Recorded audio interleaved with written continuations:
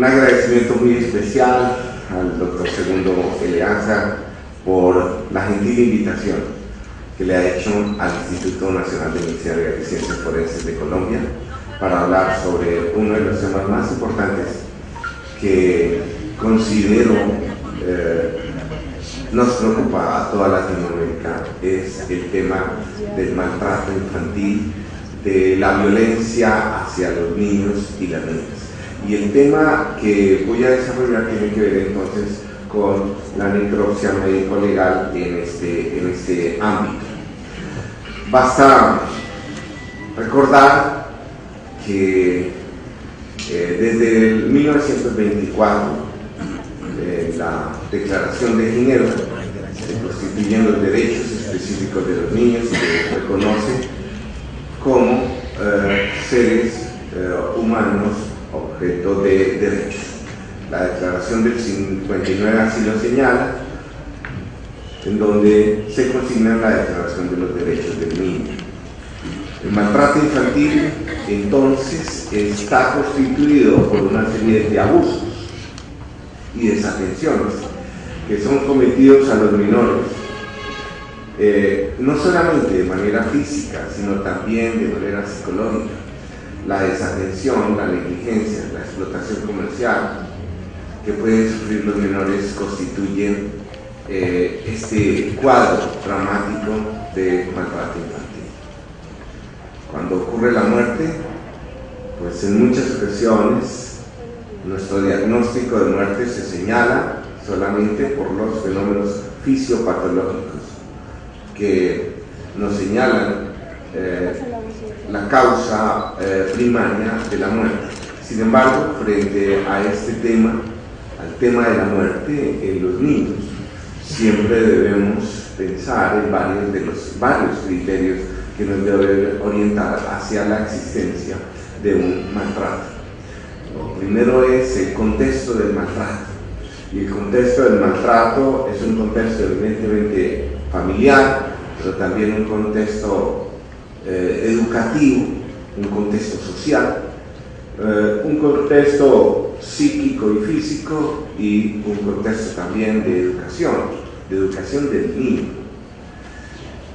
Hay que evaluar, siempre que estemos frente a este fenómeno, entonces, cómo se dan las relaciones del menor con sus familias, con sus amigos, con sus compañeros. Evaluar las lesiones que pueden presentar los cuerpos y obviamente poder entrevistar a los allegados. Yo le quiero decir con esto que el enfoque que se le debe dar a la muerte de los menores es un enfoque eminentemente integral, de tal manera que el médico que está frente a la necesidad de practicar una necropsia, de estudiar la muerte, tiene que entender que su labor va más allá del examen del cadáver. Recordemos que según David Solá, esta muerte está enmarcada en unos modelos donde prima la autoridad, donde prima el sentido de que los menores son propiedad privada, donde hay unas estructuras familiares muy rígidas, verticales, donde predominan los castigos físicos, donde no hay alternativas cuando se tiene que corregir, donde hay una carente autocontrol de los padres, no se autocontrolan ellos mismos, y esto conlleva entonces a una serie de afectaciones al menor, tanto de manera física, de manera médica y educativa, que van a constituir los grandes abandonos, las grandes circunstancias de negligencia. Todo esto se verá reflejado en el cuerpo del menor.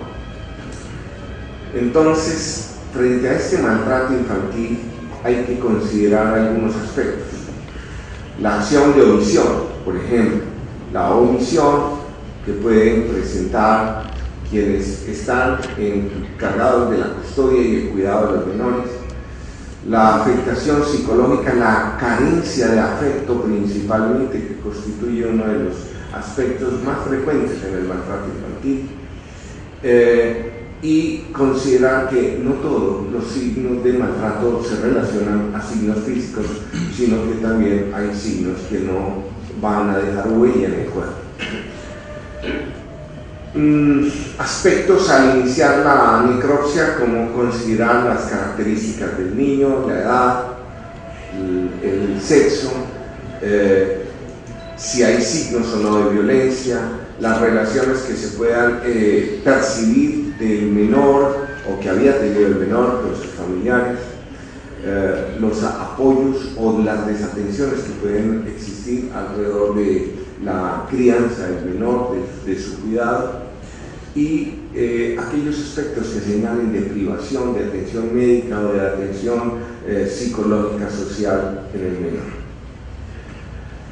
Un segundo aspecto a tener en cuenta cuando estamos enfrentados frente a la muerte del menor es el estudio del lugar de los hechos. El lugar de los hechos nos va a reflejar muchos aspectos orientadores, como un ambiente descuidado hacia el menor, muchos elementos agresores, no siempre son los elementos que estamos acostumbrados a ver, directos, hay elementos agresores como aquellos que denotan el descuido del menor y la falta de atención, y sobre todo vamos a percibir las relaciones, como sean las relaciones de autoridad entre los familiares y el menor. Sobre el cadáver del menor hay varias cosas que debemos tener en cuenta. El cadáver constituye la fuente primordial de investigación en este caso, y muy seguramente vamos a tener en cuenta las lesiones. Sobre las lesiones, su ubicación es muy importante, nos dice mucho acerca de qué fue lo que pasó, la ubicación de la lesión. La descripción es muy importante, no basta con describir la forma, no basta con dar unas señalizaciones acerca de la lesión, del tipo de lesión, sino es muy importante describir cómo esa lesión afecta otros órganos, otros sistemas corporales. La ubicación de la lesión, como ya dije, la edad de la lesión es muy importante. Característicamente vamos a encontrar en el cuerpo que vamos a tener lesiones con diferentes edades, de tal manera que lo que nos esté señalando esto sea que ha existido una historia previa de agresión física hacia el menor. Pues debemos determinar el mecanismo de lesión. Generalmente encontramos que hay varios mecanismos de lesión, mecanismos contundentes, mecanismos cortantes, cortocontundentes. La agresión hacia el menor se va a caracterizar por agresiones que van creciendo de menores a mayores con múltiple uso de mecanismos de lesión. Debemos identificar si en algún momento se constituye esto unos tratos crueles, inhumanos o degradantes para el menor, ya que el menor puede ser objeto de tortura o de tratos crueles e inhumanos. Se debe también identificar si las lesiones del menor están asociadas a conductas que puede desarrollar el menor de defensa hacia las agresiones. Esto se caracteriza porque son lesiones pequeñas, ubicadas en áreas de lucha, en los brazos, en las manos, en las piernas. Y muy importante, evaluar las lesiones que tengan relación con violencia sexual. En Colombia la experiencia es que la gran mayoría de estos casos están asociados a violencia sexual. También hay que mirar la lesión, estas lesiones y la relación que se guarda con las versiones que dan los familiares. Generalmente los familiares dan explicaciones que a veces no son suficientes. Mirar los elementos agresores que se recuperaron del lugar de los hechos, su relación con el cuerpo y una relación muy importante, lesión y la salud que puede representar, buena o mala, que nos puede indicar el cuerpo. Voy a tomar un parámetro en Colombia. Estos son los datos de cómo ese ha sido el comportamiento de la violencia en niños, niñas y adolescentes en Colombia del año 2007 al 2016, y las cifras que ven son el número de casos estudiados por el Instituto de Medicina Legal. En Colombia tenemos una leve disminución, sin embargo las cifras son muy altas, muy altas.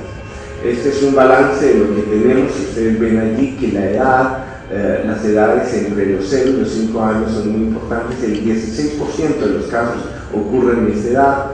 El mayor porcentaje está entre los 5 y los 15 años, el 59%, y otro porcentaje entre 15 y 17 años, perdón, la anterior era el 59% de los 5 y los 15 años, y de los 15 a los 17 años el 25%. Como ustedes ven, entonces el sexo masculino y el femenino están repartidos más o menos en un 50-50, y los agresores, principalmente los padres y los padrastros, en segundo lugar las madres, y las personas en tercer lugar que cuidan a los menores. Como paradigma, todas estas muertes serían evitables. Esto es un problema de salud pública en Latinoamérica. Todas las muertes son evitables, las muertes de los niños. Yo tengo como axioma de que un niño menor de 2 años no debe morir, a menos que tuviese una enfermedad o bien heredada o bien congénita, pero no debería morir un niño menor de 2 años. El contexto descriptivo del estudio entonces nos lleva a lo siguiente. Este es un estudio que se realizó en Colombia durante 9 años. En estos 9 años se realizaron 3.921 necropsias en menores de edad, y de ellas 110 se diagnosticó maltrato por acción y 18 maltrato por omisión. En este estudio los rangos de edad estaban entre los 7 días y los 15 años. El 40.9% correspondió a menores de 1 año y el 81% en menores de 3 años. Las causas de muerte, ven ustedes que la principal causa de muerte es el trauma craneoencefálico, en segundo lugar el trauma abdominal, y en los últimos lugares los mecanismos de asfixia, las quemaduras y los traumas brachiomedullares. Respecto del trauma encefálico, el mayor porcentaje, o casi siempre encontramos los hematomas subdergaliales con fracturas de cráneo, las hemorragias subaracnoideas, y tenemos el resto de patología que podemos encontrar en el trauma. Hay un fenómeno muy importante que está asociado al maltrato infantil, y es el fenómeno del zarandeo. El zarandeo es muy importante para diagnosticar. ¿Cómo lo diagnosticamos? En la gran mayoría de casos presenta hemorragia subdural, hay hemorragia retiniana, hay hemorragia subaracnoidea, subgalial, fracturas costales. Los traumas abdominales, especialmente en menores de 1 año, son muy frecuentes, y mucho más frecuentes cuando asociamos la muerte con abuso sexual. Hay traumas a nivel de mesenterio, de intestino, de vísceras macizas, de vísceras huecas.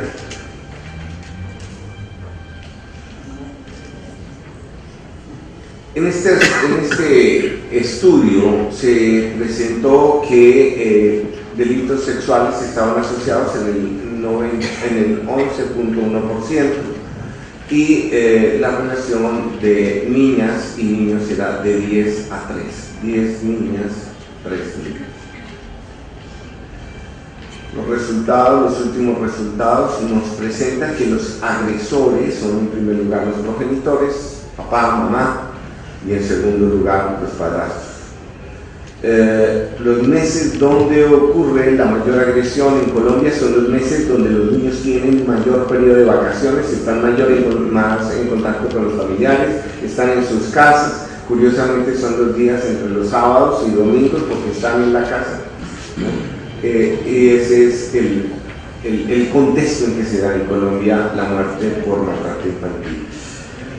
El neonaticidio se caracteriza porque lo vamos a ver en un niño en las primeras horas de vida, niño o niña que ha sido maltratado.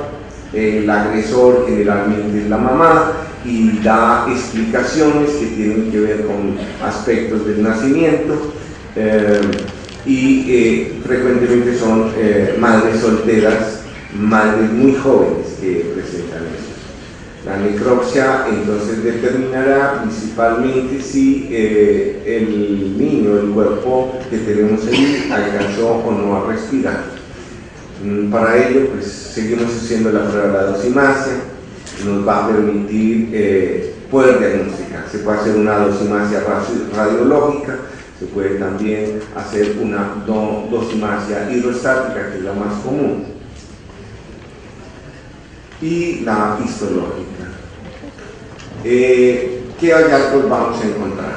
La causa de la muerte es principalmente la sofocación, la obstrucción de la boca y la nariz, bien sea manual o con algún instrumento como la almohada, la colocación de bolsas, los niños los meten en las bolsas y les causan la muerte. Y la segunda, o causas con menor frecuencia, el estrangulamiento, el ahogamiento, el lanzamiento desde alturas y la omisión de cuidado, dentro de ellos la falta de alimentación. Los agresores, más allá de la mamá, están en segundo lugar el padre, el padrastro, los cuidadores, los hermanos mayores, las niñeras.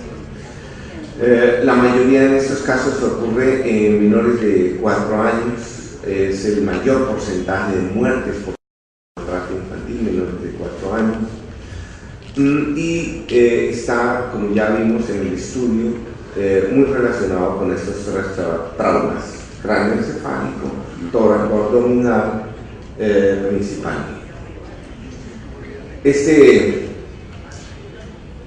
Este síndrome, pues como ya ha sido estudiado, es un síndrome crónico, se asocia también por su cronicidad con diferentes tipos de lesiones, especialmente lesiones a nivel óseo, con fracturas en diversos estadios de reparación que comprometen especialmente los huesos largos. Y como un aspecto muy recurrente es que las versiones de los padres y de los cuidadores están en total antagonismo con lo que estamos observando en los cuerpos. Generalmente las explicaciones no alcanzan a darnos satisfacción respecto de los hallazgos que estamos encontrando. Como ya dijimos, entonces lo que vamos a encontrar son lesiones en diferentes estadios de reparación, lesiones de carácter crónico. También encontramos bajo peso, deprivación a nivel de nutricional, deprivaciones en las historias que se complementan con la parte psicológica, psicoafectiva, deprivaciones afectivas, que son los aspectos que se asocian a este tipo de muertes. Las bajas condiciones socioeconómicas siguen siendo un aspecto frecuente, pero no es el único. En Colombia vemos maltrato infantil en todos los niveles sociales. Si acaso hay un leve predominio en clase baja, pero se está dando en todas las esferas sociales en este momento. Está muy asociado a padres jóvenes, madres solteras y con poco nivel de educación. Como ya dijimos, el abordaje lo tenemos que hacer no solamente desde el punto de vista del cuerpo, sino de su ambiente familiar, en el ambiente del lugar de los hechos, en una historia clínica completa. Y aquí quiero detenerme un segundo para señalar que este fenómeno se ve de primera mano por el sector salud. El sector salud lo puede haber registrado en muchas ocasiones en sus historias clínicas. Sin embargo, hay una desatención del sector salud porque es un diagnóstico médico en el sector salud, pero pocas veces encontramos, por lo menos en Colombia, que el sector salud se comprometa con el diagnóstico de maltrato infantil. La historia clínica de todas maneras es muy importante. En los menores, siempre que existe una muerte de un menor, especialmente menores de 2 años, nuestro compromiso es descartar el maltrato infantil.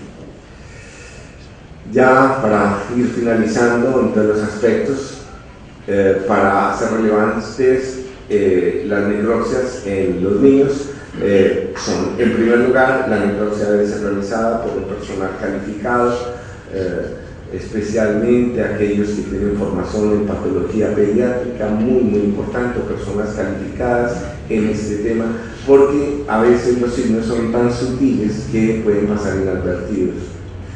El cuidado de las prendas de vestir de los menores, la documentación que se pueda tener acerca de cómo fue el cuidado previo a la muerte, las radiografías corporales totales y las tomas de muestras para descartar violencia sexual, ya que está muy asociada en estos temas de maltrato. También hay que evaluar todo el aspecto metabólico del cuerpo que tenemos aquí. Hay que determinar aspectos como el aseo, si tenía buen aspecto de cuidado del menor o si tenía un aspecto descuidado. Buscar muy bien en el cuerpo todos los elementos de prueba que puedan señalar lesiones patrón, es decir, aquellos tipos de lesiones que muestran el elemento que las ocasionó, o también existir elementos como patrones de lesiones, es decir, lesiones que guardan el mismo patrón de ocurrencia y de mecanismo. El examen de la cavidad oral es muy importante porque el descuido de la cavidad oral nos demuestra un descuido en el aspecto de salud. Los traumas a nivel oral son supremamente frecuentes, de tal manera que el examen de la cavidad oral realizado por el experto en odontología forense va a ser muy importante. Otros aspectos tenemos signos de quemaduras en diversos sitios, lesiones de trauma oculta, lesiones a nivel de oído, lesiones a nivel de la cavidad nasal, lesiones a nivel de la cavidad oral. Es muy importante realizar disecciones especiales, los levantamientos faciales, las disecciones anteriores y posteriores del cuerpo, especialmente la disección cervical, es muy importante, de tal manera que el desarrollo de técnicas de disección aquí va a ser especialmente importante para evidenciar todos estos fenómenos. En todos los casos se debe extraer los globos oculares para poder demostrar la ocurrencia de hemorragias retinianas y la preservación del nervio óptico para su estudio, ya que esto nos puede llevar a demostrar que sí hubo fenómenos de violencia física, especialmente en zarandeo. La toma de muestras es muy importante. El estudio toxicológico de las muestras nos va a develar muchas cosas. Las deprivaciones o el abuso de drogas, hay un incremento en la adicción que los mayores pueden hacer de los menores a alcohol y a otro tipo de drogas. El estudio de los electrolitos a partir del humor vítreo y los estudios histopatológicos que nos pueden orientar sobre eso. En el examen interno recomendamos que los órganos se examinen de manera independiente, cuidando mucho el examen del peso, el volumen del órgano y las características que podamos encontrar en cada uno de ellos. Siempre pensando en poder descartar malformaciones o cualquier otro signo que nos señale alguna enfermedad.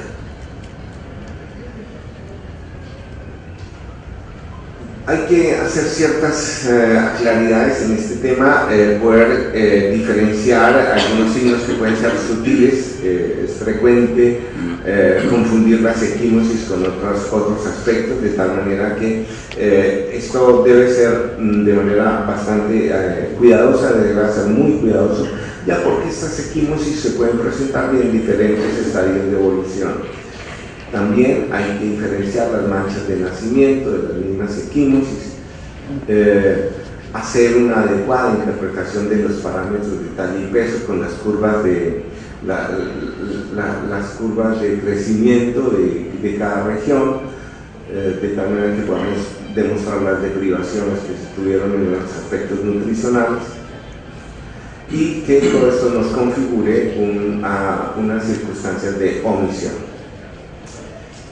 ¿Qué otros hallazgos podemos entonces evidenciar del examen?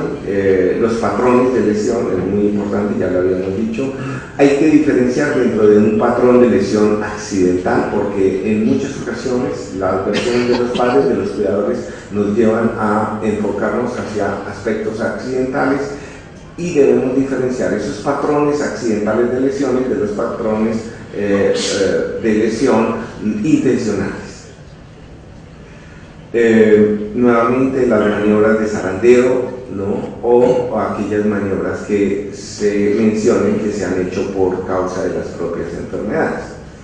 Los diagnósticos diferenciales hay que hacerlos con el síndrome de muerte súbita. Es muy importante, sobre todo en los primeros días de vida de los niños y las niñas, poder diferenciarlo de la muerte súbita lactante.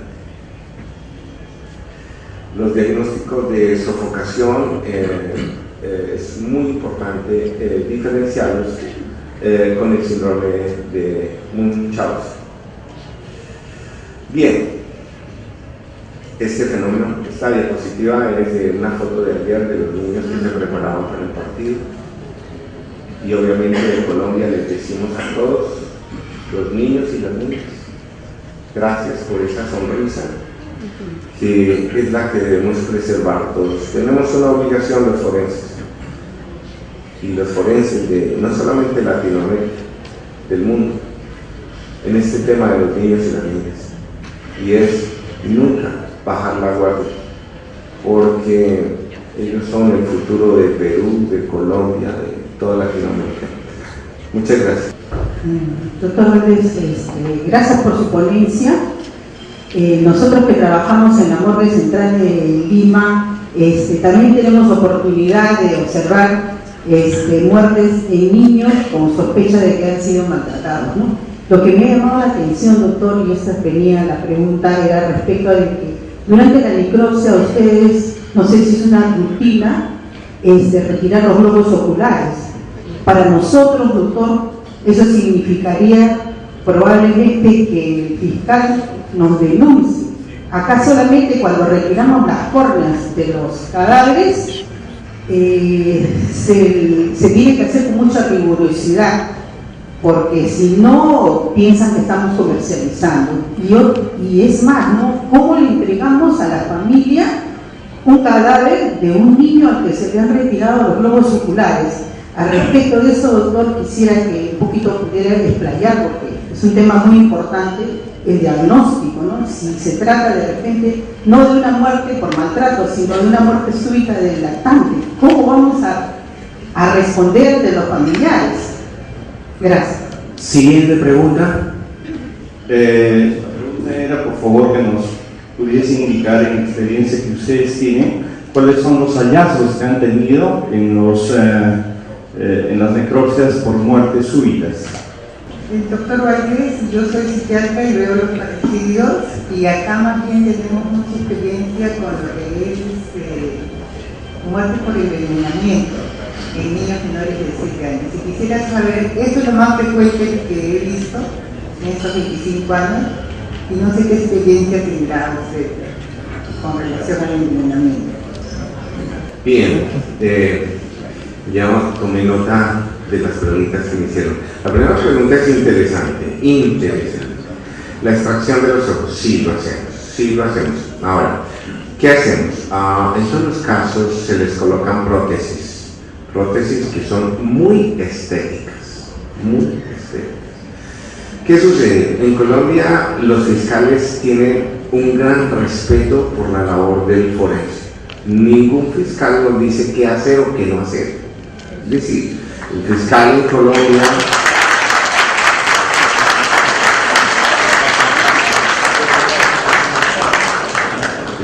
Colombia ordena la necropsia, pero él no dice nada más. Es decir, tenemos la autoridad científica para hacerlo.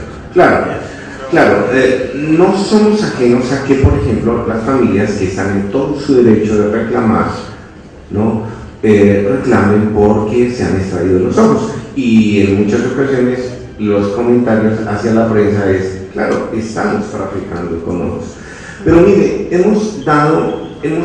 el instituto ha hecho una campaña hacia los medios para explicarles que eso no existe tráfico de ojos en el mundo, no existe. Eso es una utopía. Y lo que sí existe es la obligación de poder determinar el maltrato. El maltrato epidemiológicamente en América está aumentando el maltrato, al igual que está aumentando el abuso sexual. Y es obligación de nosotros los forenses diagnosticarlo, porque si no, no se puede hacer política pública. ¿Cómo puede un Estado realizar política pública en favor de los menores de edad si los institutos de medicina legal no diagnosticamos el maltrato? Sería imposible. De hecho, yo estoy en una campaña en Colombia para que el maltrato infantil sea una manera de muerte, que Colombia la diagnostique. Estoy haciendo una campaña para que en Colombia la manera de muerte se amplíe a manera de muerte feminicidio y manera de muerte maltrato infantil, porque es obligación, sobre todo de los médicos. Nosotros tenemos la obligación de diagnosticar esto, de tal manera que ya también sufrimos el fenómeno de la denuncia, pero créanme que, y eso tenemos que ganárnoslo, ¿no? Con el trabajo forense tiene que ganar un espacio. En Colombia los fiscales y los jueces nos respetan el criterio médico, nunca se atreven a cuestionarlo más. Y eso debe ser la norma. Lo segundo, ¿cuáles son los hallazgos de la muerte súbita? En el estudio Forensis, nosotros tenemos una revista anual que habla sobre toda la violencia en Colombia y habla año a año sobre el tema de muerte súbita del lactante. En el estudio Forensis del último año, el año 2006, que ustedes lo pueden tener en la página www.medicinalegal.gov.co, se encuentra que cerca del 30% de los casos en donde se ha estudiado la muerte súbita del lactante, la patología asociada son malformaciones cardiovasculares. Respecto a muertes por envenenamiento en menores de edad, la casuística de envenenamiento es muy poca, no tenemos muchos casos. Como lo mostramos, la mayor casuística que tenemos en muertes de niños y niñas es por fenómenos de asfixia, ¿no? Por fenómenos de asfixia.